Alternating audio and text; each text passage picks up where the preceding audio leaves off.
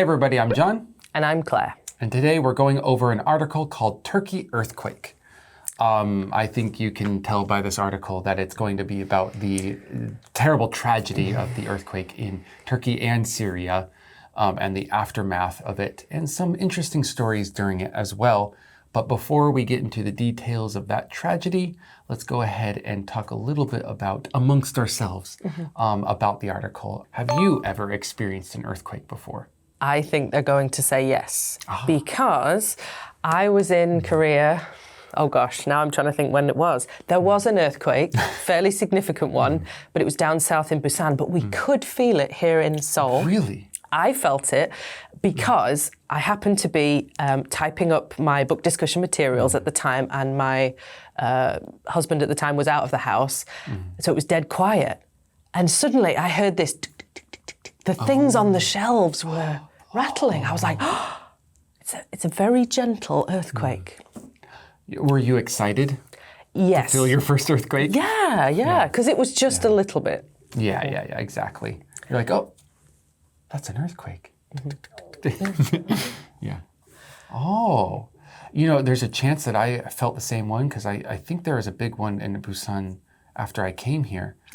But it was I probably didn't feel it because I wasn't in that perfect circumstance of nothing around and like really staying still for concentrating. I think, everyone who said they were watching TV or cooking or something, it just covered up all the noise. They didn't even notice. Yeah, exactly. Oh, I've always wanted to have the experience of a mild earthquake, but I definitely wouldn't want a 7.8 like this one was. Yeah. That's a little bit extreme, even for America. And America's had some pretty bad earthquakes over the years. Do earthquakes often happen in England, though, or among the Isles? No. We are nowhere near any kind of fault line. I think my parents told me one memory of a fairly small one when they were kids. So it's not common. Yeah. How about? Well, it's common in the U.S., but not where I lived. California is probably the most famous for having earthquakes because it is directly on the fault line, like right up that area. And so they have very significant earthquakes quite often. Magnitude 5s are like an everyday occurrence. Not that much, but more common. But yeah, they've gotten up into the 6s, and I believe it's gone over 7 once or twice.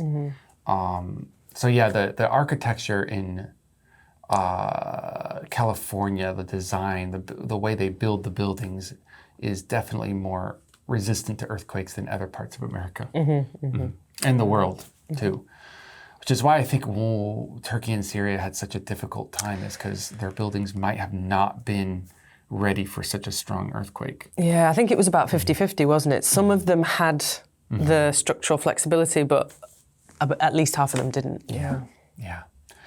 Well, let's learn about the half that didn't, and other things that happened in Turkey and Syria during that time. And we'll see you in the next section. Turkey earthquake. Rescue efforts for victims of the 7.8 magnitude earthquake that hit southeastern Turkey and northern Syria in February ended with a death toll of at least 44,000, and many still missing. There have been a few miraculous stories of people being rescued after many days under the rubble, but efforts have been hampered by bad weather and logistical challenges.